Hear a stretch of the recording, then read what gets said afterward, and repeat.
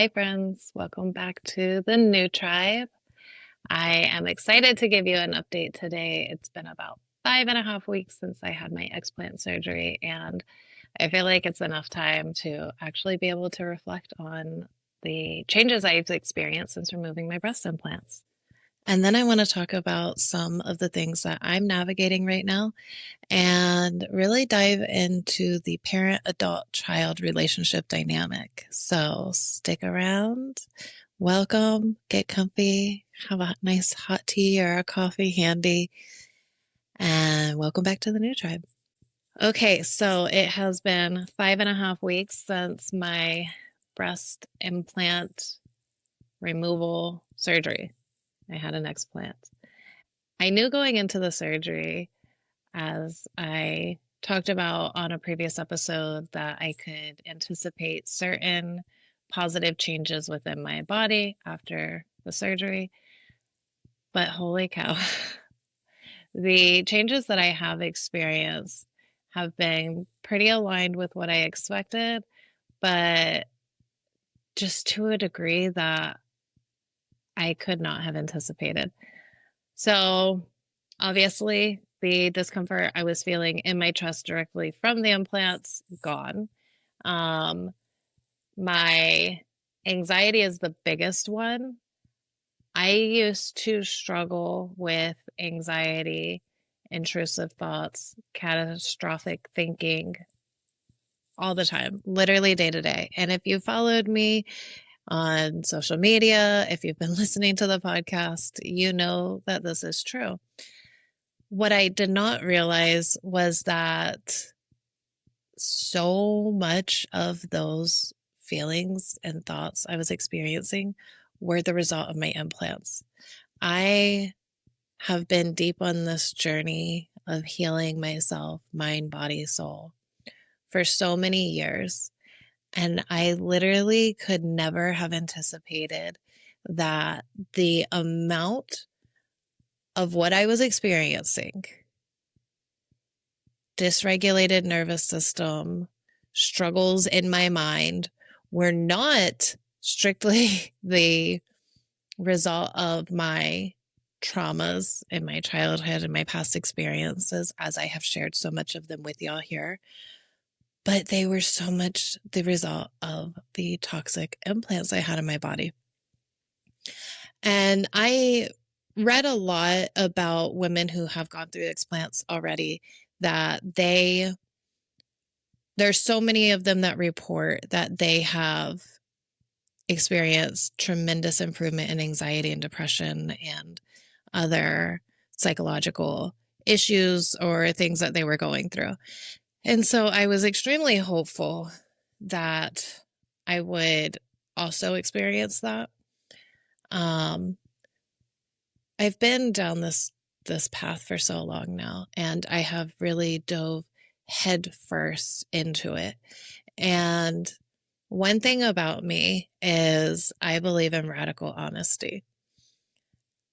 So much so that it took me quite a bit of years to discover that that is not a common thing amongst humans. Most of us don't want to hear the hard truth all the time because that makes me feel safe. It makes other people not feel safe. Anyway, with this relationship with honesty, I have navigated this journey of mine from a place of radical honesty, like getting extremely honest with myself, about my past, about my present, about how I show up in my mind and my internal world, how I show up in the external world to the people around me. And the greatest gift along this journey has been the people who participate in that conversation with me. I have said numerous times that I believe the reason I moved to Dallas, like there were so many reasons, and it was such an important step along my journey, but I believe that the reason that I moved there was to meet my best friend, Heiko. And one of the points of purpose in our relationship, from my perspective, is that she is such a beautiful, loving person. Like her soul essence is just so much love and so much acceptance that she can communicate with me in a way that most people are afraid to communicate to me in. And I've come to understand that my degree of honesty can feel abrasive to other people. And guys, this is like, I'm learning this as I go, right? I made a commitment as a child to be very honest, and we can get into that later. But I've always been super upfront, which apparently is blunt, and very honest, which people call brutal. And I never understood why there were these associations with just trying to share truth, which I value so highly. And when I met Aiko, she was not afraid to share truth with me because she understands truth and she doesn't perceive it as brutal or harsh or any of those things. And because she just resonates in the space of love, she truly leads with her heart through her life and her connections to others. And she was able to see me from a space of love and not from a space of judgment or fear over the way that I connect, which can be very uncomfortable for people oftentimes. And because she is so open to receive, she was able to receive me, and also we connected in this beautiful heart space, because that's where we both are always working towards and working to stay in. That as we navigate the experiences in our lives, we're both trying to maintain this connection and this resonance in a heart space. And so it was something that we could recognize in each other right away. So with all of that being said, she was never afraid to speak openly to me and tell me the truth. And I'm so grateful for that, because it's something that I have searched for so long. It is like, I've tried to have conversations with my family, especially with my siblings, so as to adjust my perspective where I may need to adjust my perspective. We can only examine our own perspective from so many angles. And then beyond that, we have to share with one another. And I recognize that not everybody is interested in that. But again, I didn't understand for a long time that most people aren't working in the way that I'm working. And so I met Aiko, and she's working in the way that I'm working. And we're very different. We're very different. She's so gentle and she's so loving and she's so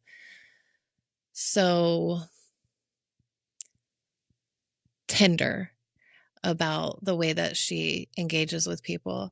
And I'm much more impatient, which I openly acknowledge. And my impatience, I believe, is perceived as like abrasion. And so where Aiko may gently walk into a conversation with you, I am going to be like, hey, here we go. This is where it is. I'm much less of a hand holder and more of a express lane fast car. And again, I've had to learn and recognize how to slow down, get all the way on the right side of the road and just like take it easy. But that's my journey within myself, has been more of that express lane, fast car, truth, honesty, like, let's get it, let's accept it, let's move to the next thing. Like, I want to keep digging and keep learning and keep growing and keep understanding. And I recognized really early on that if I took my own mind out of the way, I would hold myself back way less. And I would be able to more quickly and more easily identify the spaces where my subconscious holds me back. And so becoming as honest with myself as I could allowed me to bystep a lot of the conditionings that I carried and a lot of the lies that I would tell myself. I'm very honest with myself. And this helps me really to know myself, such as the fact that I can come off abrasive. And that's never my intention. It's been a really hard thing to navigate and understand because I know within myself that my intentions have never been to be harsh or hurtful in any way. It's just a reflection of the degree of non-judgmental truth I share within myself and I'm willing to accept within myself. So then I met Aiko, who's also in the same space, but from a totally different angle. She's very gentle, she's very easy, and she's very much more inclined to take you on a meander through your journey with her. But recognizing in me that she didn't have to do that, one of the very first things she told me when we became friends was she said to me, "You have control issues." I said, "What? Me? Are you sure?" And she's like, "Oh yeah, you know," and then she expanded on those thoughts and why she viewed me as someone that had control issues and where she saw it within me, which allowed me to take that perspective and apply it to my own and to see something that I was incapable of seeing before. And I did have control issues. I thought that I was an extremely easygoing, laid back kind of person. And she said, "You definitely are. When plans change, like you do not get ruffled. As life changes and navigates day to day, like you are so chill and not, you don't need to be in control of what happens in your days. You just need to be in control of what happens in your life." And what she did to me, what she did for me in that moment was that she like grabbed my perspective and yanked it backwards to where I wasn't looking at things as closely. And I value her so much because she's always willing to do that. She's always willing to just say straight out, "Hey, this is what it is." Or because she's more gentle than I am, she will tell me, "Perhaps if we look at it this way," or give me something to consider. And I value that so incredibly much. And she has had such a big impact on my journey. And I don't even remember why I got onto the ramble about her, but I love her and she's just such a gift to me and to my life. Okay, so this ramble about my best friend does relate to my experience with my surgery because I had done so much work, right? I had done a lot of really open-minded work within myself, and I still struggled so much with the anxiety. And I kind of started to consider maybe I just have to accept that this is part of who I am in this life, that my nervous system is so dysregulated that regardless of how much work or medicine I do, I'm just gonna, this is just, I'm gonna have to learn how to navigate life in this way.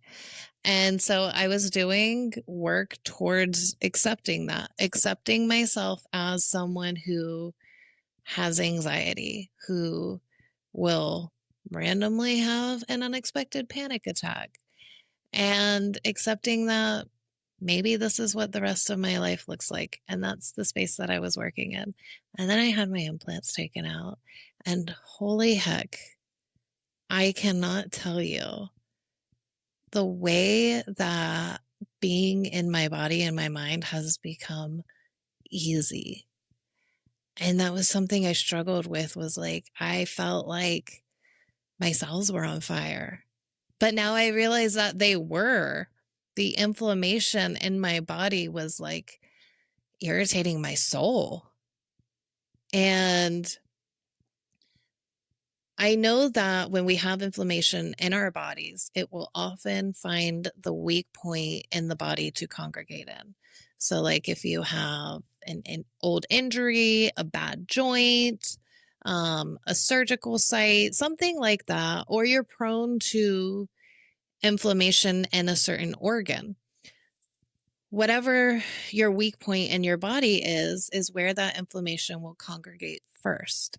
And we'll call that pain, and we'll call that disease. It can lead to and further agitate disease, illness.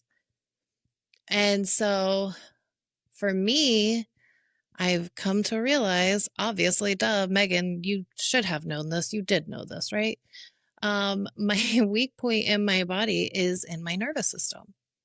Because of all the trauma, because of all of the things that I have experienced, my nervous system physically is the weak point in my body. So when I'm walking around with these implants in for 8 years, which are producing constant 24/7 round the clock for years inflammation into my body, it is congregating in my nervous system. And I mean, the way my mind was blown when I realized this after probably like 3 weeks after my surgery. And I was like, man, I'm like not stressing. Obviously, am feeling a normal range of feelings, but I'm not stressing. And one of the biggest things was that my kids went with their dad 5 days after my surgery to another state. They went up to his property to go hunting and camping and do all these things and have fun. And normally I would be battling very intrusive thoughts that whole time. Like, worst case scenario, my mind's constantly telling me they're doing this, and this is what you should worry about, and this is what you should worry about, and don't forget to worry about that. And I would constantly be battling these thoughts and trying to like talk myself through. Okay, like you gotta chill. It's fine. He's responsible. He's paying attention. Da da da da. Like, they're doing outdoor stuff. They're hunting with guns. Like, there's so many things that I can worry about. And I chose to worry about all of them all the time. And so they go on this trip. And I first noticed the day that they left, it's about a 7-hour drive. And normally I'd be frequently checking in and watching, like tracking their location just to make sure like they're staying on time, everything's moving good, like everybody's good. And the day that they left, I only checked their location on the road one time, guys. And I only text them, I think, like twice during a 7-hour road trip. And I know I'm making it probably sound like I was super manic, and I wasn't. My actions, I had much more control over my actions than my thoughts. So my thoughts would be like, check, check, check, check, check, check, check, check, check. And I'd be like, okay, it's not reasonable to check. I just checked in with them an hour ago. I'm going to give it one more hour and then I can check in. And so my actions were not as anxious as my thoughts were. But I am experiencing my thoughts are just like super normal. And my mind was blown. They go through their whole trip. They get home. Even Zach is like, you've done amazing, because he knows I would be talking to him like, oh, should I check on the kids? Have you heard from the kids? How are the kids? Do you think everything's good? Should I check on them now? And he, bless him, this man is an angel, always is just like, no, they're good. Everything's fine. But not just like in a placating way. He would like pull out details. Yeah, Scarlett texted me about 45 minutes ago asking me if I can send her a picture of her go-kart. Or, yeah, they text the group, an hour ago. Or whatever. Like, just he'd have information, reasonable information for me to relax. And he's like, I haven't had to, like, we haven't talked about it, like, at all. I haven't had to talk you through anything. And so that was one of the biggest, like, mind-blowing impacts of removing my implants, and that alone is 1,000,000% worth it. My vision's improving. I feel like over the last couple years, my vision's really taken some weird turns, and I've been navigating some things that I still need to go back to. I have to see a neuro-ophthalmologist, but I'm confident that things will look good. And then my skin's looking better. My eyes are looking clearer. Like if you're on the tube watching the video here, my eyes look much clearer, and I just feel good. I'm getting to a really good point in my physical recovery where, I have much more movement and usage of my arms. And so if you or anyone that you know are considering removing an implant, or, I mean, this goes for fillers and all the things that we do to ourselves, I highly, highly recommend to you that you give it very serious consideration and that you do your research. It doesn't matter what kind of implant you have. If it is silicone, research breast implant illness, because the silicone that goes into our bodies, and even if they're saline breast implants, the shell is still silicone. Just research it. Do your own research. And I have also been writing a guide for how I navigated my recovery using only herbs. I developed a protocol for myself for post-op recovery, and I did not use any antibiotics or pain medication. And I am writing that guide now. So stay tuned, keep an eye out, and I'll share it with y'all when it's ready. Okay. So that's the surgery update. The life update. I really haven't talked too much about my own experiences with my family in quite some time because, well, I haven't been having any new ones.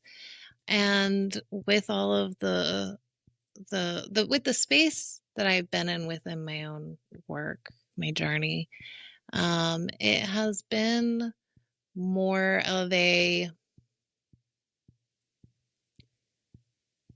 it's been a more vulnerable and tender space, I think, because it's a lot of the things that I share happened so long ago that there's a piece with them for sure.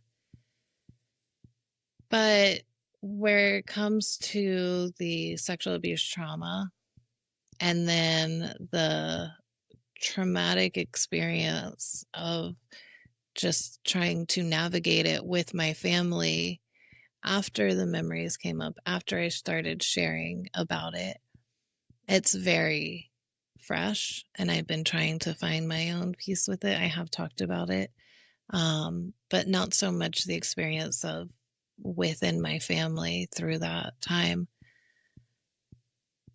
And it's been about 2.5 years. And at that time, my mom just didn't talk to me. She texted me back and forth a little bit, and then she never talked to me again. About 5 months after, okay, so let me rewind. For those of you who don't know, I was at a point in my own journey of healing that I felt very called to connect to myself. And as a mother of 3 who hadn't been alone since really ever. I got married when I was 19, had my first son at 20. Prior to that, I was living with the siblings in my family, and I was never alone.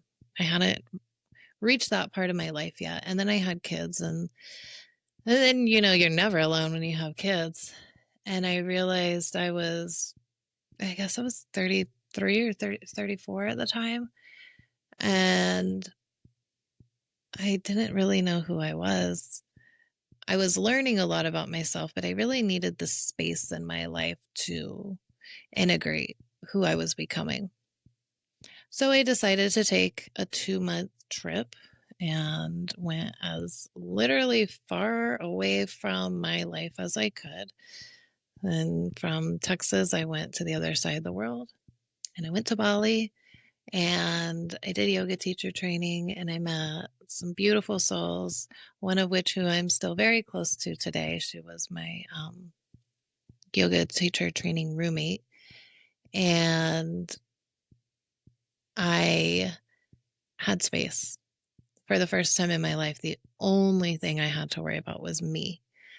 Um, only my needs, only me, you know? I mean, it was an incredibly challenging experience to put myself in because I was so far away from my kids and I had to frequently work to come back to my center that like I chose to be here and I have to trust that they're good, that everything is safe and you know they're taking care of where they're at because I was so far away and I mean you're on the other side of the world, like what are you going to do if anything happens? And so with that I really made an effort to like trust and put it out of my mind what could be going on at home. And in this time I began having memories of sexual abuse from my mother's father start to surface. And I had always known that there was sexual abuse trauma somewhere in there, but I had no memories of it. I had no idea who it was. But anyone else who has carried this trauma knows that you don't have to have the details to know. And so I'd always known that it was there, but I was perfectly happy to just let that skeleton stay in the closet. But while I was away and I was on my own and I had space, my mind decided it was time for me to work through those things. And so when my mom found out, it became this big case of denial. I wasn't going to tell my parents. I reached out to my siblings while I was away, but I was going to wait until I got back to the States to tell my parents. But in some insane twist of fate, my biological grandfather, left a comment on one of the videos I had posted while I was away. And he commented on the video and said, "Love that ass." And I felt like in the moment that I saw that, I felt like I obviously, like, this is being shoved to the forefront. This is like in my hands proof. And it wasn't the first time he had left weird comments, but I have always deleted them and pushed them out of my mind and just pretended like it never happened. But it was the first time in a while. And the fact that it happened right at the moment where I'm actively having this conversation with my siblings about all of this, I felt like it was not my decision to keep it to myself until I got back to the States. So I took a screenshot and I sent it to my mom, and all she said was, "OMG, I'm so sorry." And then I just opened up and I said, "I know, I remember." And she was like, "What? I was never sexually abused." And then I had to explain to her that I was not referring to her. Although I personally don't believe that's true, but that's neither here nor there. My mom has always had this very awkward and weird obsession with her father. And we've all kind of been like, you know, I mean, the last that I had any relationship with her in my entire life, I doubt this has changed. She's always called him my daddy, my daddy. And she very much turns into a small child with him. He cannot talk to her for years and then call her and need something, and she will drop literally everything and run to him. So it's not a healthy dynamic. And I knew it was not going to be easy for her to accept. But I thought that having that proof would at least be like, there's something to what I'm saying. Never mind the fact that he's been accused by numerous people. And she has always blamed whoever has accused him of doing something. Um, her stepsisters of different marriages, he's been married so many times. Her stepsisters of different marriages were just trying to break them apart. And it's always been, for some reason or another, that he's the victim of all these crazy women. And so there was no way my mom was going to accept that the person she admired and desired more than anyone else in the world had done something like this. And frankly, I think that she knew, because I've known for so many years. I've heard from her. I know of all of the allegations from her. And I think that she knew things, but because she desires her father's affection so intensely, I don't think she was capable of staying away. And so, in very typical perspective of my mother, she likes to just avoid things, ignore things, pretend they're not there. Oh, that sounds a little familiar, right? When I was thinking about my anxiety. She does that with a lot of things, though, most things, anything really that makes her uncomfortable. And I think that she's done that with the truth about her father. But what I didn't expect was that my siblings would have such a difficult time with it as well. Like I said, nobody was surprised about it. The man is a creep. And there's a lot of reasons that it's not shocking to anyone. But it is shocking to have to face something suddenly, right? And so my siblings really struggled, and my brother put it the best way is that he said our family has always been like a disaster, but this feels like a nuclear bomb just went off. And it did. And my siblings didn't know how to navigate, accepting what I was saying about their mother and misinterpreting, because, my flavor of truth is very direct, and misinterpreting that I was expecting them to choose her or me. I just expected them to like hold accountability for the truth that they expressed to me that they believed. And no one could, and again, I don't blame them, but no one was capable of holding her accountable, which kind of just flattened me. It left me with no one to support me. And it was much easier to create a narrative that I was like creating a problem in some way, that I was drawing a line. But what I was doing was holding an expectation. And so the person who probably got the most brunt of it was my dad, because I told him one day I had come home from Bali, and it was about 2 months after I got home. I had gotten settled back in at home and finally couldn't put it aside any longer. After my mom denied everything and my siblings sort of were like, I don't know how to support you in this. That happened while I was away. I was like, I just wanted to focus on my experience that I was having, and I knew that I was going to fall apart at some point, but I did not want to do it on the other side of the world by myself. And so I just put it all on the back burner and tried to enjoy being where I was being and just sort of like trickle through processing it.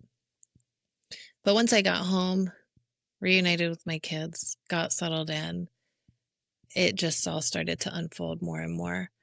And there was this also has been like 3 months for my siblings, so it's been festering under the surface for everyone. And there was at one point that I had posted something on Instagram about it, and my one of my brothers took quite a bit of offense to my post and called me and said, you want to talk about it? Let's talk about it. And he was pretty combative. And my position remained at that point that, like, I feel like it's fair for me to expect the siblings that I have been there for your whole lives to be there for me. You know, I was put into a role of picking up a lot of slack for my mom um, as a kid. And then she habitually disconnects from her children when they hit puberty. And so I more so stepped into that role with my siblings and took care of them in a lot of ways and housed them after I was married and all of these things. And I was always there for them when they needed something. And this was the first time I needed something, and no one was capable of being there. And again, different perspectives, right? Like, I have been groomed to be the adult my whole life, and they had not. Um, and my brother and I got into quite an argument over it. And I wasn't satisfied with our argument. So I called my dad and I told him what a disappointment as a father he was, because his sons were incapable of supporting me, and that he failed them. And I said a lot of very honest and hurtful things to him. But they weren't just hurtful, like I pulled them out of thin air and made them up in order to hurt him. They were hurtful because they were a truth that he did not want to hear and that people don't like to acknowledge. But everything had come to a head, and I couldn't not say these things to him when I'm seeing in real time how the father that he was and the way that he raised his children was in a lot of ways a failure in that moment.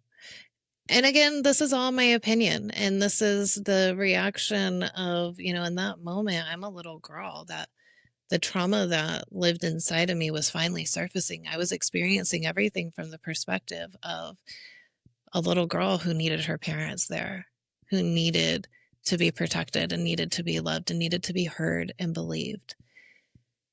And she was like a festering wound, had been in there for nearly 30 years. And so my dad, being who he is, it's all about how he experiences things, and there's no consideration for where I was at and what I was experiencing in that way. And so he quit talking to me after that conversation, which is fair. I mean, it wasn't an easy conversation. It wasn't a polite conversation, but it was a conversation that needed to be had. It was some things that he needed to hear, because, again, even at that moment, he was not holding anyone of his children or himself accountable for the way that I had been treated through that experience and was continuing to be treated. If you don't want to talk to me, don't talk to me, but don't call me and pick a fight with me either. And so anyway, from that point on, that was actually right at 2 years ago, we never talked. We stopped, and my dad was already estranged from my life from the ages of 16 to 26, which was, I stopped talking to him in protest of the way he'd been treating my sister, who at that time was 11 or 12 years old. And he just treated her with such hateful disgrace. The way that he would speak to people, including his own children, it was just the amount of hate he must have for himself. You could feel is palpable. And the way that he spewed it at his kids. There was nothing that she could do. She was so young. She had no control over anything, and there was very little that I could do. So the only thing that I could do was cut him out. I refused to talk to him. I refused to interact with him. I refused to have anything to do with him so as to highlight what he's doing and who he's being and how wrong he was. And so fast forward to 10 years, I've gotten married, I've had my kids, and I haven't had my dad in my life for any of those things. And my siblings start to encourage me to reconnect with him. That, he's changed so much and he's learned a lot and da da da da. So slowly I began to let him back into my life, and it was a couple of arm's length distances. And then very shortly after that, maybe like 8 months later, my ex-husband and I moved our family to Tennessee. So it was easier to maintain a relationship with him long distance at that point. But we never were very close. The closeness was that he would call me and talk to me about all of his problems and inability to maintain a relationship, because he'd pick some pretty questionable women and then complain to me about why he's struggling and it's so hard for him. So I clocked a lot of therapy hours with him. So he really, again, there's no parent showing up from my perspective. I am the parent to everyone in this dynamic. And then I, have this conversation with him 2 years ago, and he did not like it. And so we stopped communicating. But in the last year or so, he has taken to where he will start sending me photos, old photos of my kids. I mean, there were only a handful of years that he was even an active part of their lives. And so it's the same photos again and again. And, I'll respond to them sometimes, and sometimes I don't say anything. But he never responds with any words. And I finally said to him yesterday, he sent me a photo collage his phone had made. And I said, please stop. If you are going to choose not to interact with me or communicate with me, I don't need to be stuck on this memory lane with you. And the reason that you have the same photos on repeat is because you choose not to be part of our lives. So please stop playing this bullshit game with me. And then we got into a whole conversation where he pretty much was telling me that I relinquished him of any responsibility to our relationship when I called him and told him what a garbage father he was.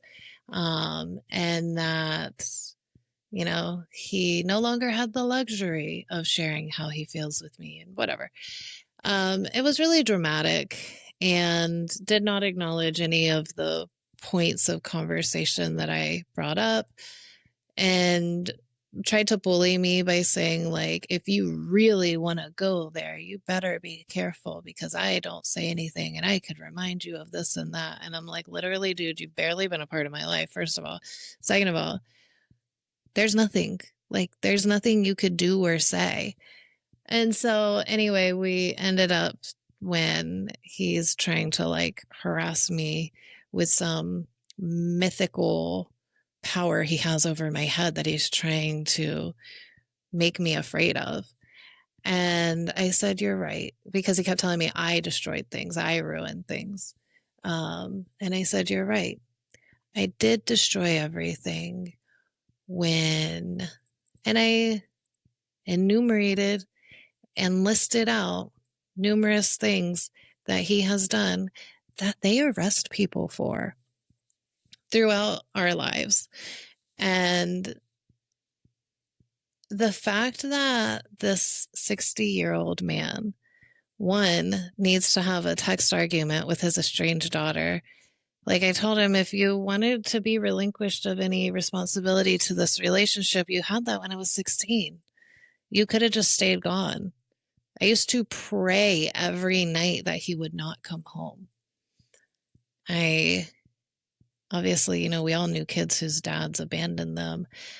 And I would pray that he decided not to come home, that he decided to stay with his girlfriend, or that he would get hit by a car or something. That's the type of father he was. Those were my prayers when I went to bed at night. And now, 30 years later, he wants to try and bully me that things are my fault. So it's had me thinking about the parent and adult child relationship dynamic. It is my opinion and my practice with my own children that it's always the parent's responsibility first and foremost to establish and maintain the foundation of the relationship. We can't expect a baby or a young child or an adolescent child to have a partnership share in the development of the bond. Kids at that young stage are literally only responsible for exploring the world. And you, me, the parents, are responsible for making sure that they feel safe enough to do that, for making sure that they feel secure enough to go explore the world and know that they have a safe place to come back to. Like, that's your job. That is your job as the parent. And when you build that foundation when they're young and they don't know about what a relationship is, I mean, gosh, infants don't even know that they are individuated from the mother for the first 6 to 8 months of life, I believe. Look it up. And so, how can any reasonable, fully formed frontal lobe adult being believe that the child has any responsibility to developing the relationship and the bond with their parent? As we age, obviously, we have independence and our own thought processes and outside influences and all of these things, these other factors. But what I'm noticing with my kids, and again, they're only teenagers, so I can only speak to the first, up to 16 years of life. Mine are 16, 14, and 12. And I have a beautiful relationship with my children. It's something that I very proudly get complimented on all the time, is not only just who my children are, but how connected to me they are, that they talk to me, they're affectionate to me, they're respectful to me. And I know that that comes from the fact that I prioritized building a secure and safe bond with them, making sure that they knew, hey, go play, go explore, go have fun. I'll be here. If you need anything, I'm here. They knew that I was there to take care of them, because when they would come back, there would already be food waiting for them. Their needs were met before they had to express their needs. But they also knew that if I was not capable of anticipating all of their needs, that they could talk to me about it. They could share it with me, and that I would receive them with an open-minded, loving perspective from my heart. And that I haven't always done that, and I haven't always done it perfectly, but that's my intention always. And if I do not perceive them in the way that they are trying to express themselves, sure, sometimes we may butt heads a little bit, but it always comes back to, we're going to have the conversation until we understand each other. And the conversation doesn't need to be screaming, and it doesn't need to be fighting. That is something that I have intentionally kept away from our household. I got enough of that in my own childhood. And obviously, raising your voice is sometimes necessary, especially with younger kids. They communicate through understanding a tone.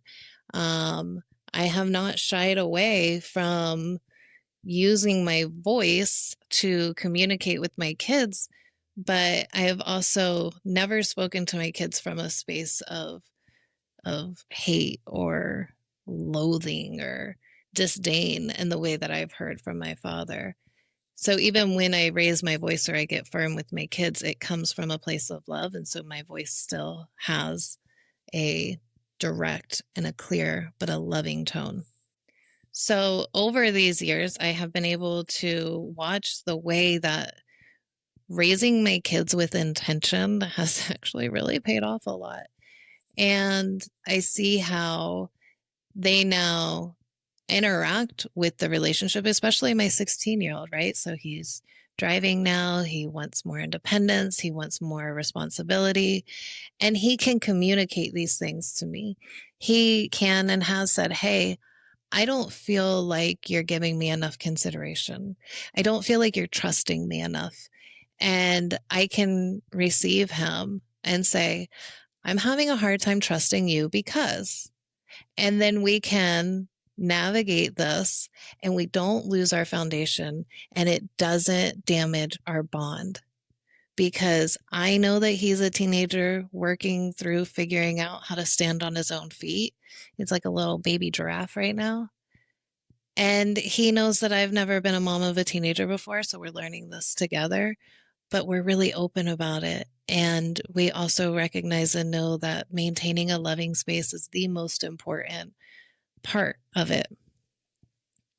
So that's just my opinion of the parent and adult child dynamic. I know that there's a lot of people who will disagree with it because their children have done something that, maybe has harmed them or put them in a bad position. And obviously, there are extenuating circumstances in some relationship dynamics where, the child has grown up and caused great harm to the parent. And so what I'm referring to is more of a average situation. I know that there are some circumstances that don't align with this, and that's okay. One thing that's really important to remember about the fact that there are so many voices in the world, and the internet gives us all a platform, is that not all of the voices are going to speak to us directly. And so my intention with the new tribe is to be a voice that speaks to the people who resonate with what I have to say. And if you don't resonate, but you're here anyway, I freaking love you for that. And if you do resonate and have a perspective to share on either the parent side or the adult child side, or if you're like me and you're like navigating it from both sides, right? You're the parent and the child. I'd love to hear from you. I'd love to hear your experiences and your perspectives. I think it's such an important conversation. And unfortunately, it's not a conversation that is open to be had within my family. So that's why we have our tribe, right? To navigate these things together. And as always, I appreciate you being here so much. And thank you for hanging in my rambles. I really enjoyed some aspects of this little trip down memory lane. I didn't really plan to get into all the things that I did today, but it's always good. I feel like a lot of this I have shared over the years on Instagram, but I haven't really pulled all the pieces together over here on the podcast. So I look forward to getting into more of my own story in future episodes. And I hope that you will share your stories with me. And if you're interested in being a guest on the podcast, just shoot us an email. And that's all I got for y'all today. Okay, go with love.